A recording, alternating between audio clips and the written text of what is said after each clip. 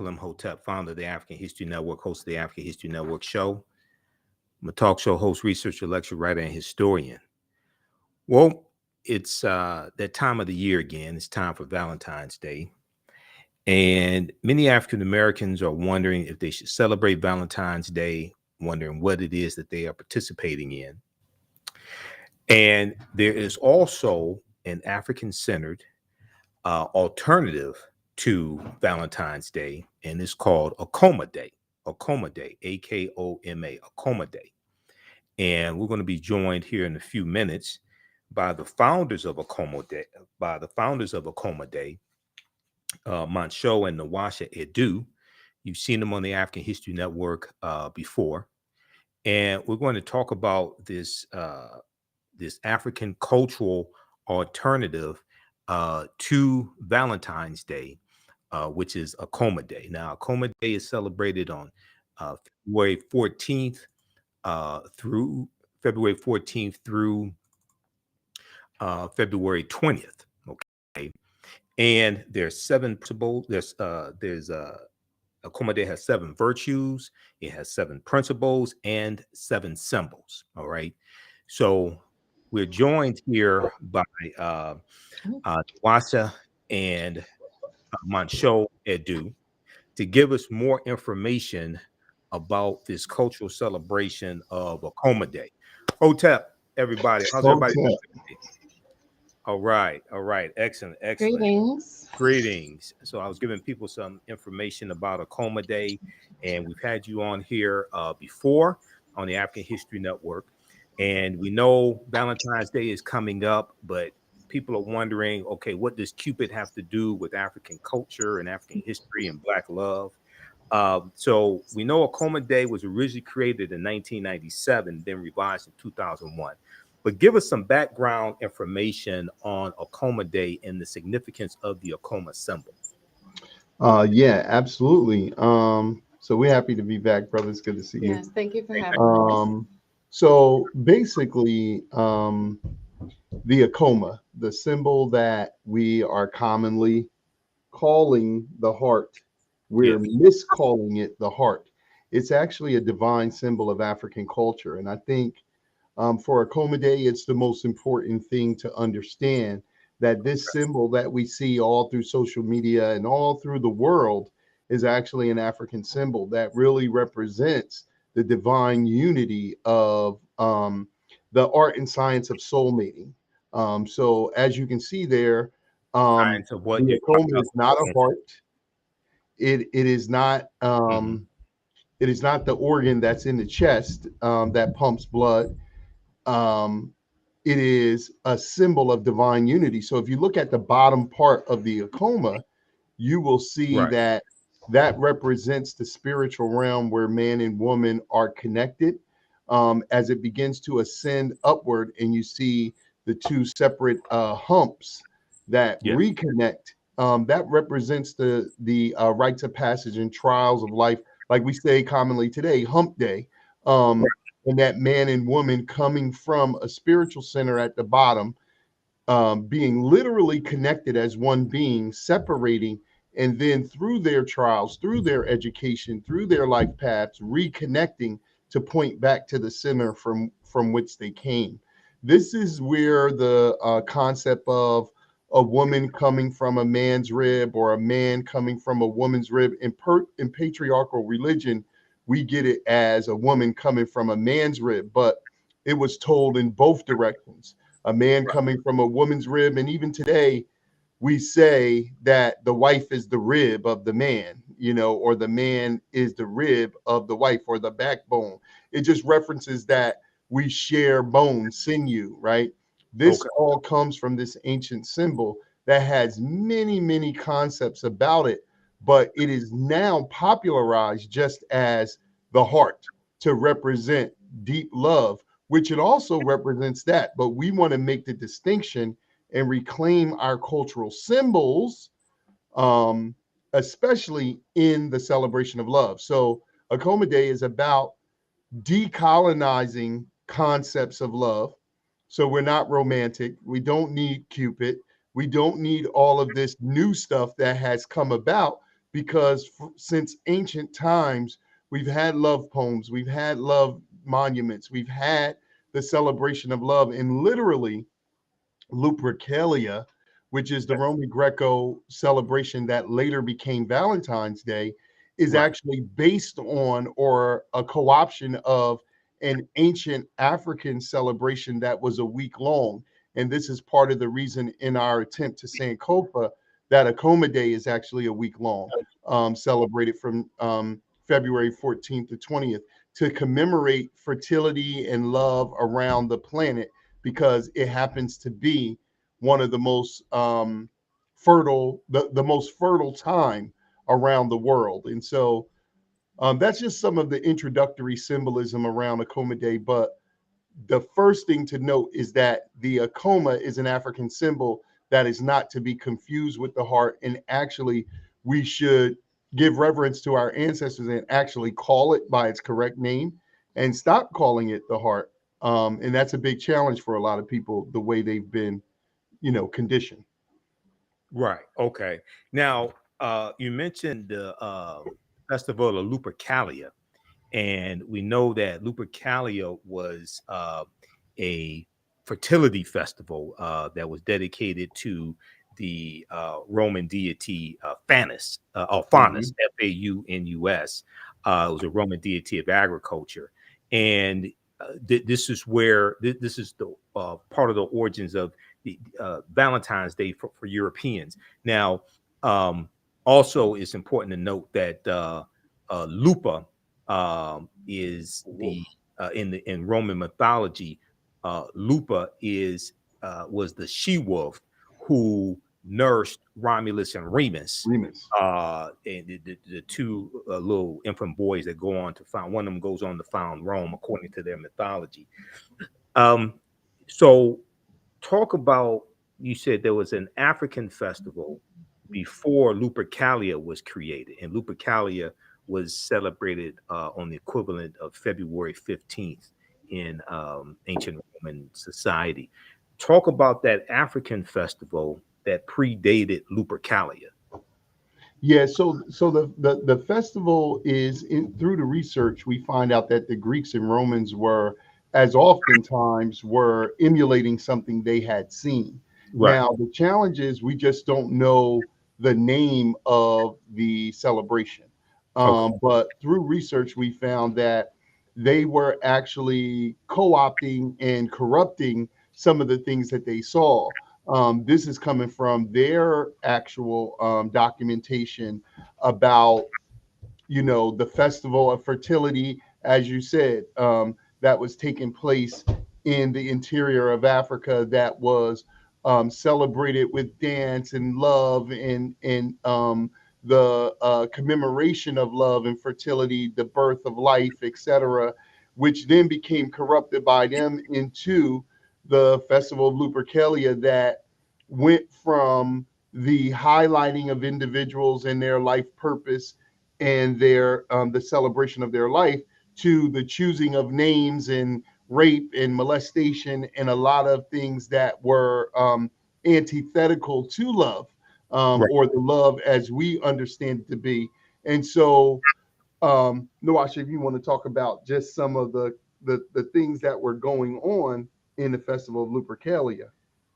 Well, I think, some things, as many things in history and culture, are misunderstood if you don't understand the origin. So when people view a festival, understanding that there is divine partnership, that there is conscious conception, there can be a misunderstanding of how, as we know, ancient Greek and Romans misunderstood even how to conceive, right? How a woman was impregnated. So one of the activities during Lupercalia was to, of course, advance the next generation. So what would happen, as Montsho was saying, is just putting names into the collective and pulling a name is not the same as conscious conception. So in Okay. Lupercalia, all available women would be, and girls, right, would be available for men to pull their names to be able to have sex with them. And if they wanted to, they could marry them after that. So this is where Montsho is saying, there's not necessarily the consent of the women Right. participating in that. This is just, we want to continue to have babies. So you're a woman, you're available, you're of age, you're put in there. And if we want to afterwards, we could marry you. But even that is not really up for consent for the woman. Um, and this is some of the things that the Catholic Church was trying to clean up the idea of orgies and, promiscuity and, sexual assaults and that type of thing. So this is where we have, maybe you can give one name, right, and say, be my Valentine. It's kind of like a trickled down, a little bit watered down activity. But Right. also, like we were saying, men didn't understand how women were actually conceiving Mm. and having a successful pregnancy and birth. So women were also beaten during Lupercalia in order to ensure fertility, which that has nothing to do with being fertile. But again, there's a misunderstanding of how the body works and, what is actual science. These are things that our ancestors have hundreds of years, thousands of years, and documentation that they understood conception, pregnancy, even contraception. We have documentation that we understood how and when a woman could be fertile, how and when someone could be pregnant, and how to make sure, to the best of our ability, that that is a successful birth and a successful, you know, pregnancy. So I think that when we often don't know Lupercalia, of course, because we're another few thousand years removed from that. Right. So what we have is just like you said, the Cupid. Again, a watered down version, even of Valentine's Day, I would say, to the point that we are now pushing Valentine's Day even to children, where even when Valentine's Day was really started, it would have still been with what the culture was considering consenting adults. So the watered down version that we get of Valentine's Day, or the origin of Valentine's Day, is from Saint Valentine actually marrying people, which again would have been, according to that legend, right? The people who wanted to get married is who he was marrying, because there was an edict that soldiers could not get married at the time, of Exactly. course, Right. right? Right. Because Oh, yeah. if you Exactly. have a family, if Right. you're going to care about your life, and you also may care about others' lives, but because they just wanted the soldier of a machine, it was, don't get married, don't have children. We want, kind of like now, we Yeah. want you to join the military when you're 18, before you actually start a life, because you would care a little bit more about your life and others the more that you get into life and have your own legacy and your own future in front of you. So that the idea of Saint Valentine is these people who really wanted to marry and really wanted to love each other, he married them. And then this Right. is where we have the myth of Valentine's Day is all about love, and again, like the intimate love. But you can't really erase the time period and Mm. some of the practices from Lupercalia. Right. And we also have to acknowledge, especially Black people, any Black people around the earth need to accept and appreciate and hold with the highest regard that we had stories of love before Rome. We had stories of soulmating. We have the first soulmate story on the planet. And we had monuments built in love and poetry on love and the divine understanding of love from the celestial realm to how life recreates itself even on the planet. And I think that when you limit yourself to something like Valentine's Day, even if you go back and say, I know it's coming from Lupercalia, we often don't go beyond our oppressors' stories and our oppressors' mindsets when we're looking for the truth of the world. So we only go back Right. as far as they say it's good to go back.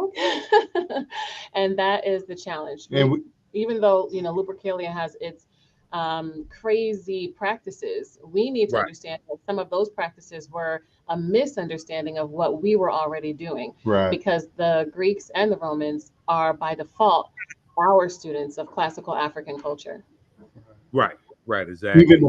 Even the month February is named after the skin that they were whipping the women with, the bloody skin called febra.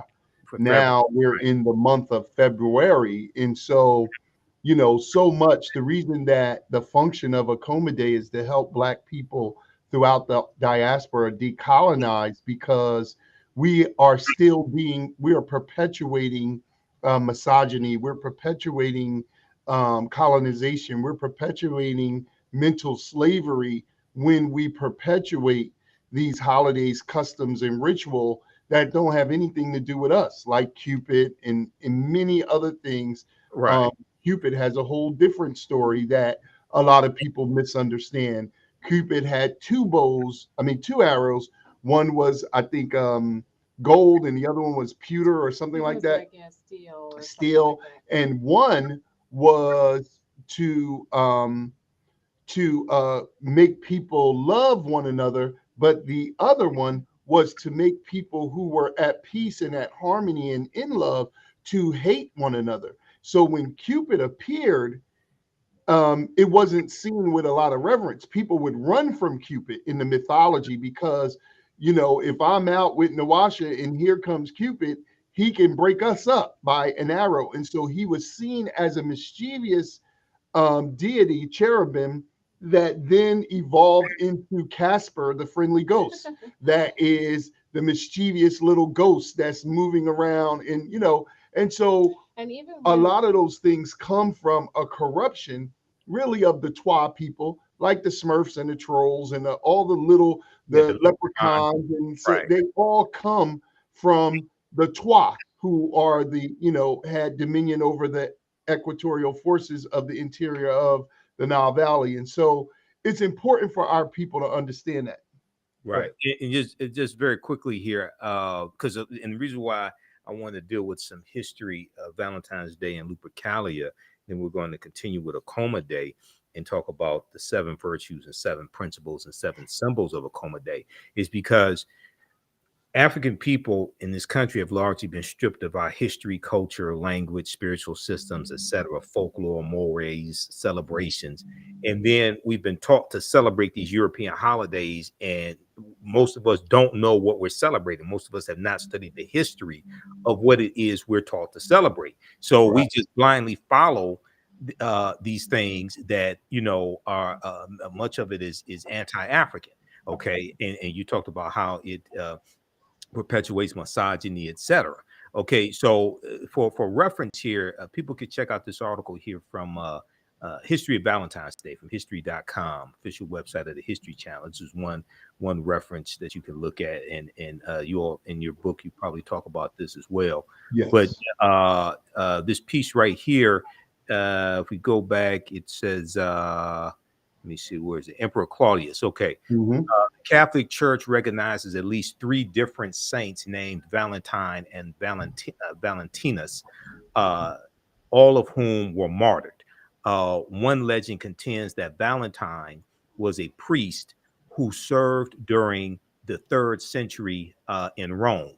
Okay, and this gets into Emperor Claudius II, who I mentioned a minute ago. When Emperor Claudius II determined that single men made better soldiers than those with wives and families, Emperor Claudius II outlawed marriage for young men. Valentine, realizing the injustice of the decree, defied Emperor Claudius II and and continued to perform marriages for young lovers in secret, as you all were just saying. Now, when Valentine's actions were discovered, Emperor Claudius II ordered that he be put to death. Still, others insist that it was Saint Valentine of Terni, a bishop who was the true namesake of the holiday. He too was beheaded by Emperor Claudius II outside of Rome.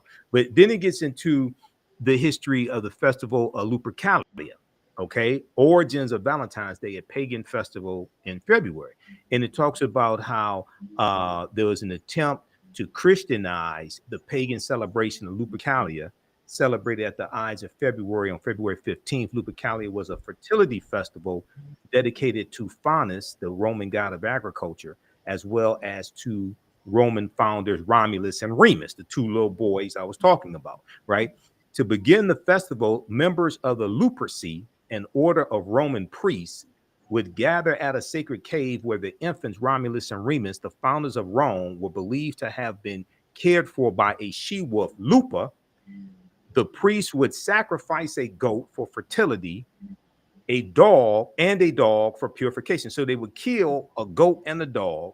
Then they would strip the goat's hide into strips, dip them in sacrificial blood, and take to the streets, gently slapping both And they're women. saying gently slapping. Yeah, gently slapping both women and crop fields with the goat hide. Far from being fearful, Roman women welcomed the touch of the hides because it was believed to make them more fertile in the coming year. Later in the day, according to legend, all the young women in the city would place their names in a big urn.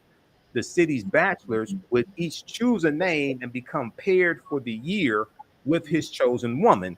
These matches often ended in marriage. Now I don't know if the women consented or what, but this is That's a really big sanitation of the history. yeah, this is and there's more. People can read the rest of this article. There's more there, but this is the craziness that is behind Valentine's Day. So when I was a little kid in first grade, second grade, things like that, they told us to bring Valentine's Day cards for the girls, and the girls do it for the boys, things like this. But they ain't teach us any of this stuff. Right. They didn't teach us what we were practicing, what was behind all of this. So talk about Akoma Day and the 7 virtues of Akoma Day. Well, this is why we are bringing Akoma Day to the world, because sometimes people know the history, and sometimes, truthfully, people don't, because even our teachers don't know the history. When you're indoctrinated with something at such a young age, you don't have a memory of actually learning about the thing that you're practicing. So this is how a lot of our colonized culture is. We can't remember when we really were introduced to Valentine's Day because it's at such a subconscious level that we don't even know what it stands for. So we put what we want onto it instead of what it actually is. And this is why it's important to not only tell someone, not to celebrate Valentine's Day if they care about their ancestors and they care about love and their relationship, but to offer them something that actually nourishes their relationship, supports their relationship throughout the year, and gives them a sense of fulfillment. Because many people, and I think people know if they're listening, that celebrating Valentine's Day by the 15th, your relationship is not necessarily better. And sometimes it's in worse condition because you're not happy with what happened on Valentine's Day. So the virtues of Akoma Day are virtues that we feel as relationship counselors and as, a couple who's been together for a couple decades. These are things that we know that you need in order to have a fulfilling relationship. So the virtues of Akoma Day are flexibility, patience, faithfulness, consistency, endurance, fondness and goodwill, and forgiveness. So this is a cycle of the virtues that you need to hold for yourself and for the other person so that you can actually be successful in relationship. Like we have to be flexible because sometimes we need to relax our boundaries in order to let someone in. And sometimes we have to hold our boundaries in order to, stand on what we believe in. We also have to be patient because we're two different people with two different lives with, even in the diaspora, if you're celebrating Akoma Day, we say that these are things you would do for yourself first and that you would do for all others. We need to be patient with each other because there are levels to decolonizing. So when we're engaging with people, we are unified, we are a group, but we're not at the same spot at the same time all the time. And we also have to have faithfulness, in our ancestors, in our future, in our present, that we can actually solve our problems ourselves using our culture and our psychology. We have to, of course, maintain consistency in a relationship because that's what someone is looking for in order to trust us. And that's what we have to do, even for ourselves, so we can trust ourselves. And it takes a level of endurance, which Black people have proven that we can endure in many, many, many areas. But when it comes to relationships, we sometimes let those relationships go so quickly that we can't get over the challenges or can't get through conflict or any of those types of things. So we absolutely need to have a level of not struggle of, not settling, Right. true endurance. And then we have to treat each other kindly. So the fondness and goodwill is you, if you can be kind to a stranger and say thank you and open up doors and be polite and smile, you can absolutely do that with the people that you say you care about the most. So just being kind and having goodwill towards each other is extremely important because we're often more courteous, again, to our oppressors than we are to each other. And even through all of that, we have to have forgiveness because you need something that can restore and reset your heart and your mind. So you know and that includes for yourself as well. When you have fallen short, if you know you have fallen short of your word and your highest aspiration, so has probably another person. So we have to be able to come to true forgiveness where we can move forward. So, not forgetting, but canceling the silent debts that we have with each other so that we actually can build on a new foundation. Okay, so those are the seven virtues of Akoma Day. We have flexibility, patience, faithfulness, consistency, endurance, fondness, goodwill, and forgiveness. Okay, now explain the seven principles of Akoma Day. So the principles are dealing with unity, right? And so the virtues are things that we embody as individuals to share in our relationships. But then the principles become the magnification of those virtues in action. So principle number one is purpose. We got to have purpose in all things that we do. We talk about what is the purpose of any agency or what is the purpose of a machine, but we don't know to understand love or relationships as having purpose. In a family, a mother, a father, the children all have purpose. In love, we should have purpose. In life, we should have purpose. This is indigenous Right. to African culture. Then we must have unified labor. We must work together toward a thing to fulfilling the purpose of that love. Once we begin to work, we have principle three, which is transformation, unified transformation. We transform together. When a man and a woman come together, start a family, they change. They're no longer, the best parts of them are not lost, but there is anybody who's been in love or anybody who's been in a relationship, anybody who has a child or has any major life event, when you share purpose with someone, you share work with someone, you go through a change together, and there's parts of yourselves that grow, some parts that fall off and die. So unified transformation is number three. Number four is unified fruit. It stands for the actual children that we bear, but also the fruits of our labor. When we work together, we're going to have mental, spiritual, mental, and physical children. So this is the unified fruit. And so often today we're looking at our children as individual parents without the reverence for the other partner parent that actually brought this child into the world. We say, this is my son, or this is my daughter, or this is my project, or this is my car, or my house. But there was a unified work that brought about that fruit. And then we have unified body. It's the collective coming together of us, Black people in the Western world, Black people in the Southern Hemisphere, Black people throughout the diaspora. We are a collective body that must come together and unify. And we need to understand that we can be unified without being uniformed. I always say, look at the hand, you see the thumb and the pinky are not alike, but they on the same hand and they can strike a mighty fist. And so we don't have to be uniformed, five pinkies or five thumbs to be unified. So we need to come together as a unified body. We must have a unified mind, number six, that says we are thinking all the way back to that first principle of the unified purpose in all thought, speech, and action, in our love dispensation of our personalities and our function. And then finally, we must have a unified soul as a couple, but then a unified spirit as a group. So sometimes in the West, we get the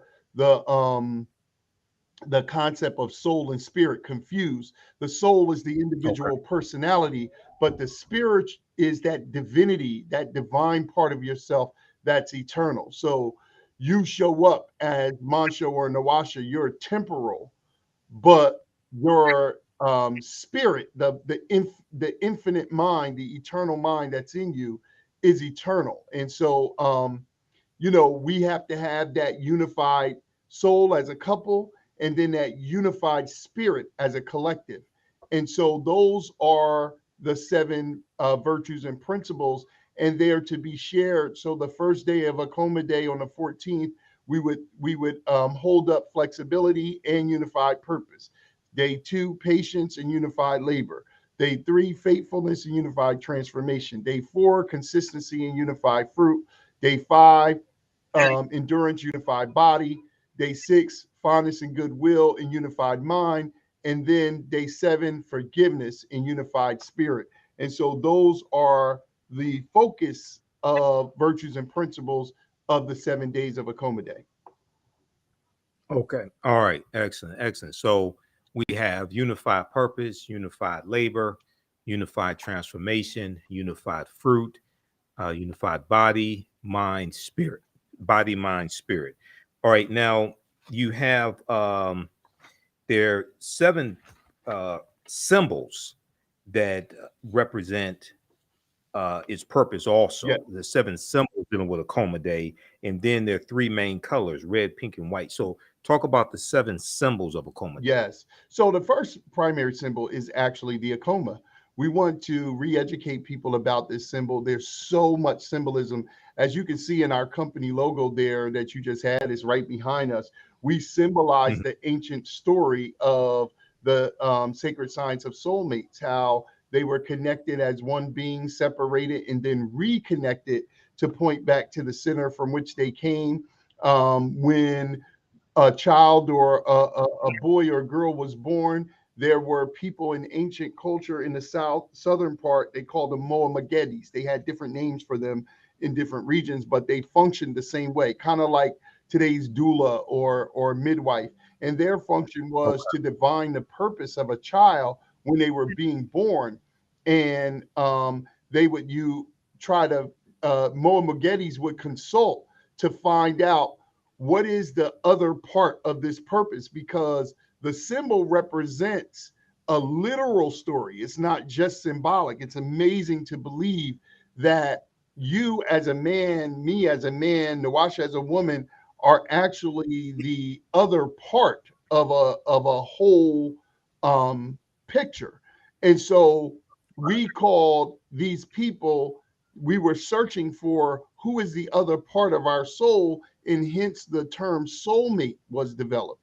And so we talk about the Akoma in all of its dynamics. Is so much to understand about the anatomy of the Akoma, why it is shaped the way it is, and this symbol actually appears in nature, all through nature. So it is an eternal symbol that has meaning, that has very profound meaning. So we have the Akoma on the altar. Then we have the Sankofa that looks very much like the Akoma to a extent, that represents the return back to our culture. The We have to have a connection to our lifeblood, which is our tradition, our customs, our mores, as you said, our language, even. So that's number two. Number three, we have Capepio wa Akoma, which is the butterfly. The African butterfly in the genus is the most diverse and beautiful butterfly in the insect kingdom, and it represents unified transformation. It represents the transformation that we go through when we love, or when we work at love, the cultivation of our character, as our ancestors called love. Then we have the Monthso wa Akoma, which is the fruit. What happens when we work, we bear fruit, as we discussed. And this Right. represents not only the physical fruit of our labor, like our children, but also those institutions that we build, like the African History Network, that can serve as a conduit for the education of our people. That is the fruit of your mental labor in those people that have assisted you. So then we have the Ubeli wa Akoma, which is the unified mind symbol. It is the feather. All throughout African culture, especially the Nile Valley, we use the ostrich feather because the ostrich can turn its head 360 degrees while standing still and represent deep spiritual wisdom, but it also represents the lightness that the heart should be weighed against in the judgment scene of Ma'at. And Right. as the psycho Cupid is a cherubim for Valentine's Day, Ma'at is the anthropomorphic symbol of Akoma Day. So we have the Ubeli wa Akoma. Then we have the Mushima wa Akoma, which is the candle holder in the candles, the three colors of red, pink, and white. We have three red that represents the elders, the chiefs, and the judges of African culture, the ancestors. Whenever you see in African and Asian culture the color red, you're actually looking at the blood, you're looking at the ancestors, you're looking at the true and living culture personified by man, woman, and child. In this case, the elders, the judges, and the chiefs in African culture. Then you have the three pink candles, which just represents the three is reality You manifestation. were there. Can you hear me, brother? Can you hear me? Yeah, you were breaking up a minute. That last. Okay. Yeah, I can hear you. Okay. That last sentence you were breaking up a little Okay. bit. So Go pink. ahead. Pink is the color of intimacy. This is, if you look at the 9 holes of your body, you see pink. And a lot of people don't Right. realize that in African culture, we use pink throughout. This is not a new thing. We use the color pink to symbolize intimacy. I was taught this by one of my premier jegnas and shown it, Queen Afua, who taught, we sat at the feet of Queen Afua, Dr. Africa, many great Jenak or Jegna, but it was Queen Afua that taught me about 25 years ago that you know this is a color that we use in rituals for intimacy, right? So pink, and that Right. goes on today, which is where I believe the Greeks and Romans or Americans actually are really the ones who popularized pink for Valentine's Day. It wasn't even back in ancient times. And then we have white. White, the single white represents the purification and the initiation. Um, every year for Akoma Day, we have a different theme. This year, the theme is Initiate Your Love, and it represents to initiate, to begin, to start something, but it also represents initiation. So whether it's the Candomblé, the Zulu, the Vundun, the Nile Valley, Kemetic in Ghana, wherever you go in Africa, when it's time for initiation, you wear white to symbolize purity and to symbolize like a blankness that you're, as a clean slate, you're coming in to receive. Now, we often call Europeans white people, but they're actually not white.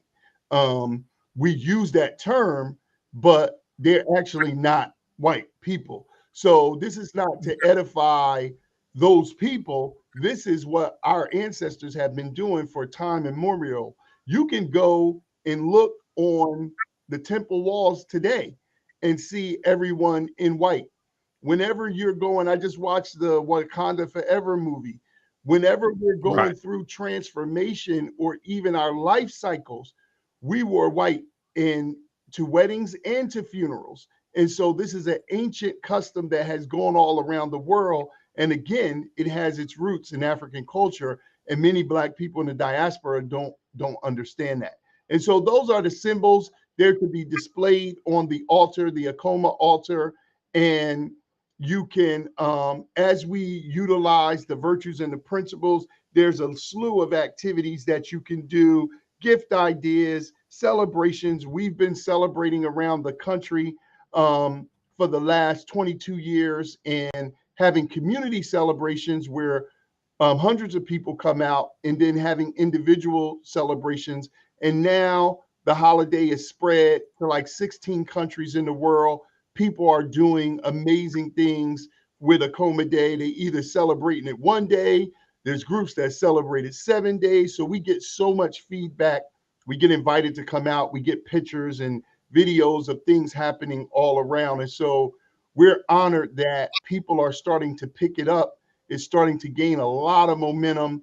I'm going to say it's probably like maybe 35,000, 40,000 people around the world. And it's not a lot of people, but it's growing. To have something come from your heart and mind, share it with the world, and then see people in New Zealand, in Germany, in the continent, in Ghana, Eritrea, Abu Dhabi, in France, in various different places, all through the States and Canada, Brazil.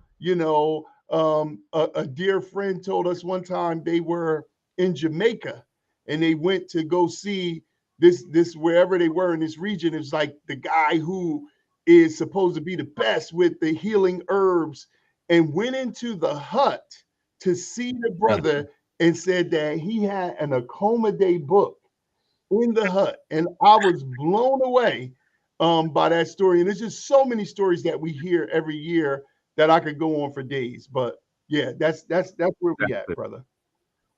Well, Montsho and Nwasha Edu have been featured on NBC News, OWN, Oprah Winfrey Network, Aspire TV, blacknews.com, the Amsterdam News, MSNBC, ABC News, Essence. They've spoken at the All Black National Convention. They've been featured in Essence magazine and also here on the African History Network show. So they get around. So more and more people are learning about Akoma Day. Now, there's a Akoma book also that you have. So talk about the Akoma book and how can people get it? People can get the book. This is the book that Masho's been holding up and reading from. Okay, Akoma Day. And what is a it? guidebook into the sacred science of soul mating and cultural alternative to Valentine's Day. So the book is separated into separate parts, as the subtitle suggests. So we're going to talk about the state of relationships right now for us and why we sometimes have the challenges that we do. And definitely that our oppression and colonization are a part of that. We also talk about, of course, Akoma Day. And we talk about Valentine's Day and why we should not be celebrating Valentine's Day, and a little bit more on the virtues and the principles of Akoma Day. And then the final part of the book is over, let's see, 28 exercises. Yeah, we had a few different versions. Yes, 28 this one has exercises like 28 versions that you can do for yourself or with someone else or as a family or as a community.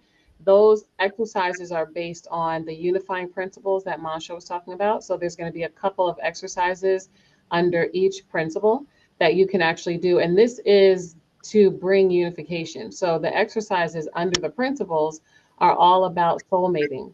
So we talk about the true story of the science, the art and science of soul mating, and what it is for our ancestors, that we were created and are created in perfect pairs that are complementary and meant to reconnect on earth. And that is your actual true soulmate.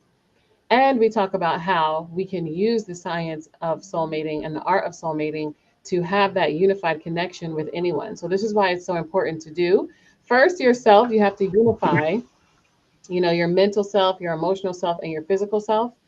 And we have to unify with our partners. Definitely right now for Black men and Black women, we need to be able to appreciate each other complementary, in a complementary way, but we also need to actually come back together and unify. As Montsho was saying, not be exactly the same, but understand how we are unified. So this gets you started with the 28 exercises that you can do that actually make you use your mind and your heart with someone else's, which is the way to actually practice unification. It's not a theory. This is why we call it a guidebook.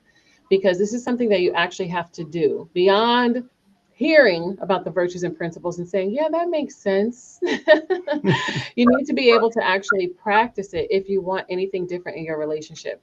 And I think we're at the time where it's easy to absorb information.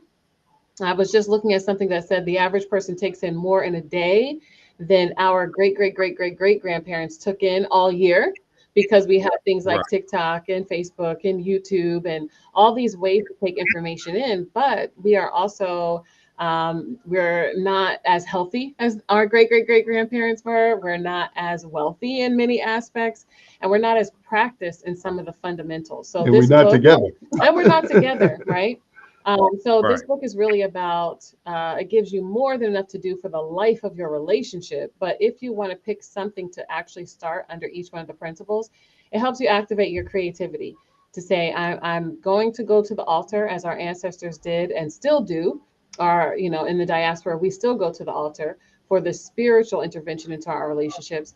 And then what can I actually do here with another person and with myself to bring this principle to life in my everyday living? So if you want to get a copy of the Akoma Day book, you can go to a bit.ly link. So it's bit.ly, Akoma Day book with a capital A, capital D, capital B.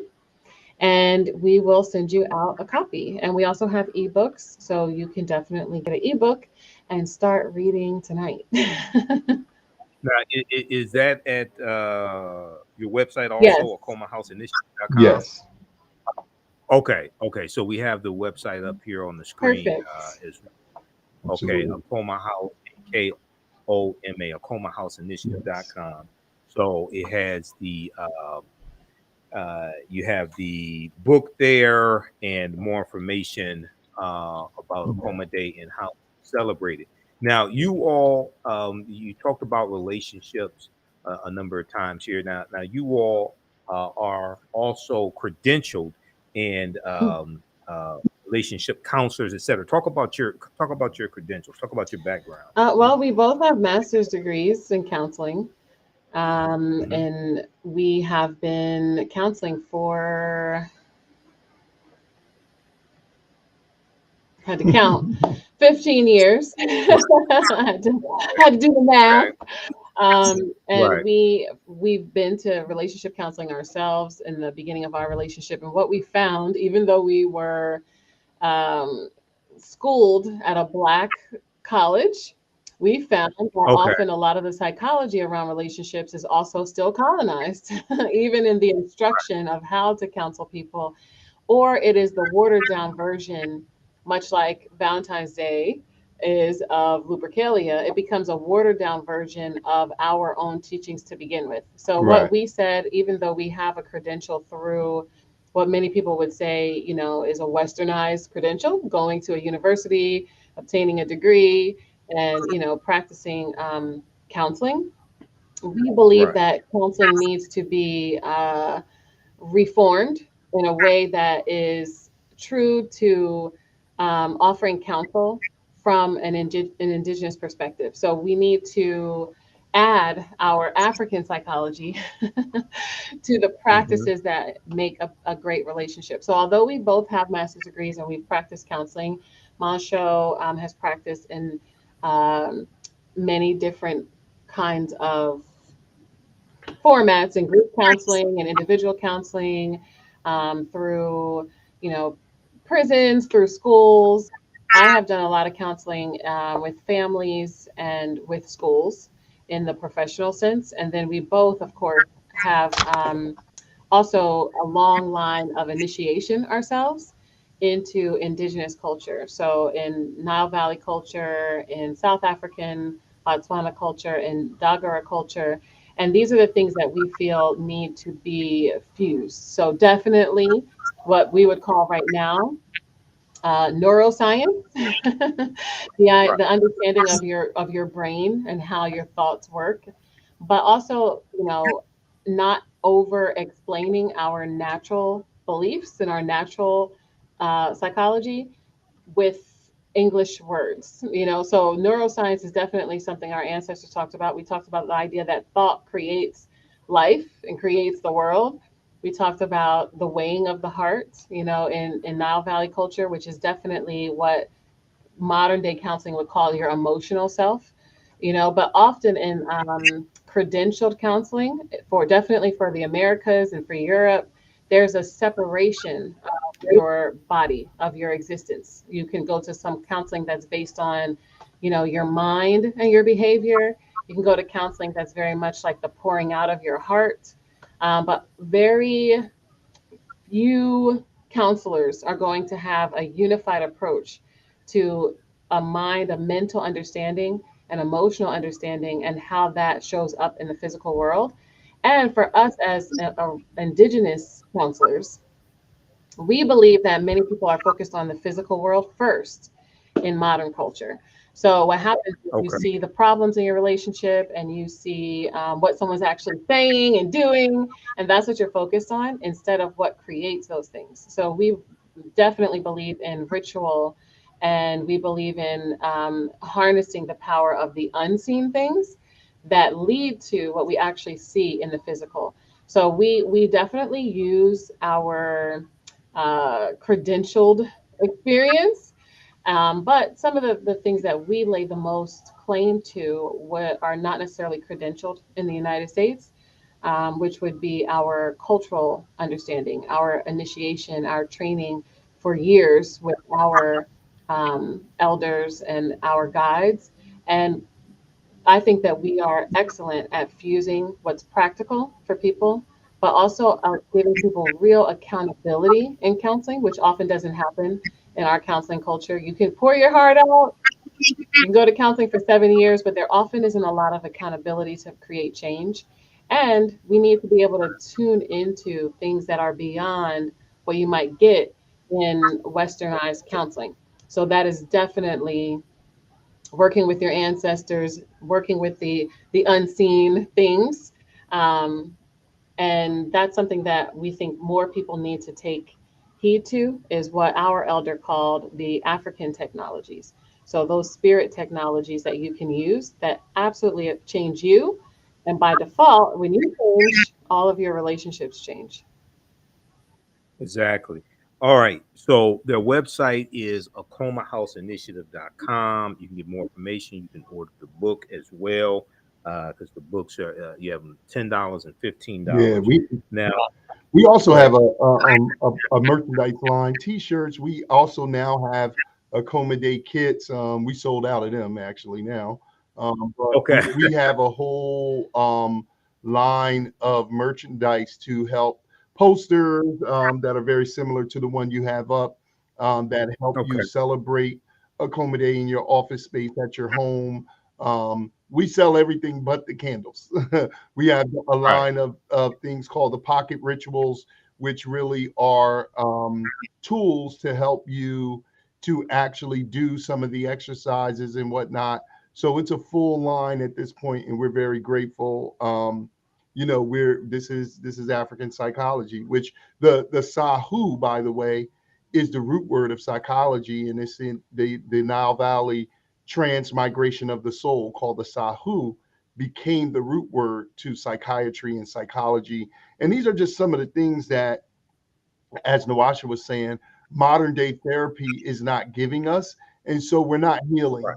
Black therapists have been out here since the late 60s, early 70s, really doing their thing. And our families and relationships have gotten progressively worse. So something's missing. And the thing that's missing is our cultural understanding and application. Everything we think, speak, and do should be done through the lens of our culture. And I can tell you, having advanced degrees, Nawasha was about to get that PhD, but I was very disenchanted by what we were even learning at a HBCU.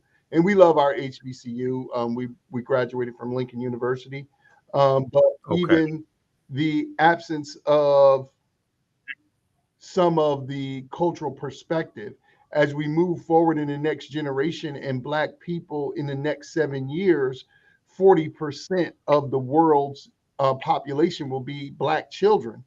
We have to Right. have cultural center, not just chocolate covered Santa Claus, but a real Mm. cultural center the value system and the practices and the language. We're not romantic. We have 1,000 words. Maritic, Zamunye, it's Upende. It's so many words that represent Black love and Black, the expression of Black love. So many mythologies, Queen Nitocris, which is the foundation of the Cinderella story. All of this stuff around us is being hijacked from us, and we don't know anything about ourselves to even defend ourselves. And then we use the people who oppressed us as the standard of love. You want to be Right. romantic? That is clinical insanity. That comes from the Romans. Right. That's the root. We're Right. dealing with the Romans. Right. Right. Okay. So to take a quick minute and talk about the Black Love School Yes. as well. Absolutely. You have that on your The Black Love School is a newer thing. Akoma Day is much older, but the Black Love School is about 7 years old, 6 years old now, 5 years old. How old is it? Oh, yeah, it is about 6. I Yeah, would say. 6 years old, and it's an international relationship academy for couples and singles. And we do 2 master classes per month, audio visual, in a membership. The membership is currently $42 a month, and for $42 a month, you get all the Black love you could possibly handle. We do, as I said, 2 master classes that are audio visually recorded, and then 2 times a month we come together. Every other week we come together on a live Zoom call with singles and couples, and we're at this time we're right about 50-50 for the first time. We're about 50% singles and 50% mated or married couples from about 11 countries in the world. We come together as Black people and we discuss whatever the subject of that class is. In the Black Love School, we move by semester, and each semester has a theme. So we're in the winter now, which is the culture of love, where the classes are about high science in the African intimate relationship. In the spring, we go into spring into love. All of the classes are about new beginnings and how to bring new energy to establish relationships. Summer is the heat of love, intimacy, and sex. All the classes are about that. And then the fall is the harvest of love, the larger community, friends, family, siblings, and how they interplay with the intimate relationship. Now, when you have your membership, your $42 a month, you have access to all of those classes, but we're as a group moving with the focus of the semester. And so we just happened to have a live call this past Friday, and we're on the class that's called Decolonize Your Love. And it takes you through African myth, African stories, African history, African architecture, so many things that are about African love, hundreds of words to say instead of romantic, and all of these different Right. things that you need to understand. The story of Nitocris, the labyrinth, so many different things, Shashat and the fairy godmother. So many of these things that we are into today or that we're sharing with our children have been hijacked from our culture, and we don't know anything about it. And so we have to reclaim ourselves. We have to decolonize our love and then celebrate the art and science of Black love culture in our thought, speech, and action. All right. Well, look, guys, this is some fantastic information that you shared with the African History Network and dropped on us. Everybody visit their website, AkomaHouseInitiative.com. Get the book, practice Akoma Day. It's practiced for 7 days, celebrated for 7 days, February 14th through the 20th. So Montsho and Nwasha, is great talking to you all again. As always, and you have a our good pleasure. day. All right. All right. Peace. Peace. Peace. All right. Take care. Yep. Hotel. All right, family. Be sure to watch the African History Network show Sundays, 9 p.m. to 11 p.m. Eastern Standard Time. Visit our website, TheAFricanHistoryNetwork.com, TheAfricanHistoryNetwork.com. You can support the African History Network, $ the AHN show through Cash App, $ the AHN show through Cash App, also through PayPal, paypal.me/the AHN show. And if you missed my class number 1 of Ancient Kemet, the Moors and the Ma'afa, Understanding the Transatlantic Slave Trade, what they didn't teach you in school, from Saturday, February 11th, 2023. Go to our website. You can register for that. And my radio show is on 9:10 a.m. Superstation WFDF. Right now, it's correct wrong behavior is not over till